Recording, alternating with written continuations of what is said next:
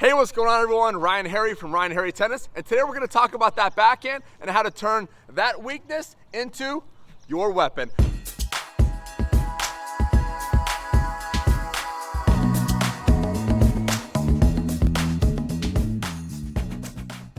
I know how it is, everybody. You're feeling good, you're hitting your forehand, and all of a sudden that ball goes to your backhand side, and you're like, I'm good.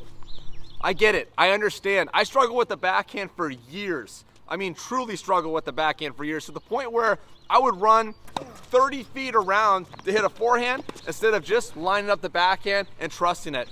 Well, today we're gonna go over the 3 things that were breakthroughs for me, that have been breakthroughs for my students, and are gonna be breakthroughs for you. The first breakthrough that we're gonna go over today is getting fully turned on the backhand side.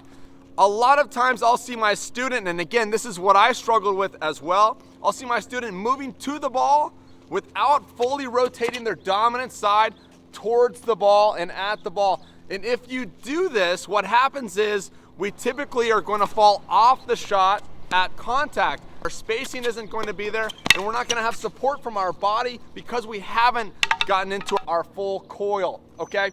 So one thing I'm going to ask you to do is I want you to go through a simple drill. Just start your body in side position. That means that your dominant foot should be into the court, your non-dominant foot should be behind that, and then from there, move to the ball that you want to hit.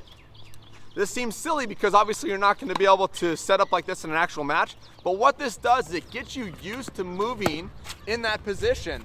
And what that will allow you to do is understand the functionality of this all, and it's going to allow you to really find your spacing over there. It's going to allow you to understand how important that rotation at the beginning really is. Remember, we want that dominant shoulder over to the opposite net post. That's going to coil your hips around, and that's going to coil your feet around. And from there, you're going to be able to judge the ball a lot better, and you're certainly going to be able to get through the ball a lot better.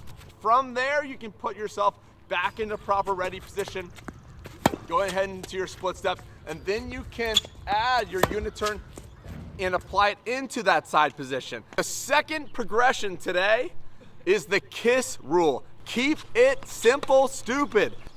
So what we want to do when applying the swing is we want to have a very technically easy swing on the two-hander. It's not the forehand, guys. Just remember that. We're not hitting a forehand where you have a bigger loop and you're trying to apply a ton of topspin. That's not what the backhand's about, especially the two-hander. It's a much simpler approach to hitting the ball. You have 2 arms on the racket, therefore you have a lot of body support. So don't worry about hitting all this crazy topspin. We want to drive the ball, we want to get through the ball, and we have the ability to do that with a two-hander, all right? So just remember that. So when you're moving to the ball, now you've gotten side position, I want you to just keep your arms nice and loose. Don't think about technique too much, and just apply a simpler swing to get through that ball, and you're gonna be better off for it. The third progression today is extending your non-dominant arm through the ball at contact.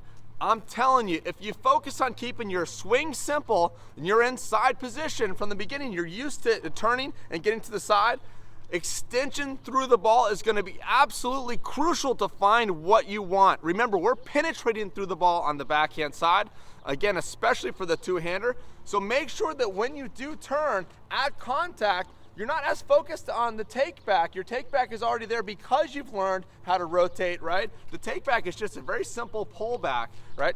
You're gonna focus much more on extending through the ball at contact. So again, I want you to get in side position. You're moving to that ball, right?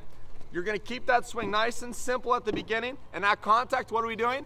Extending through, and I want you to extend that non-dominant arm all the way through the shot, and that's gonna also allow you to get your hips through.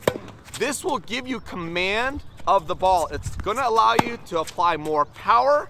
It's going to also give you more accuracy, right?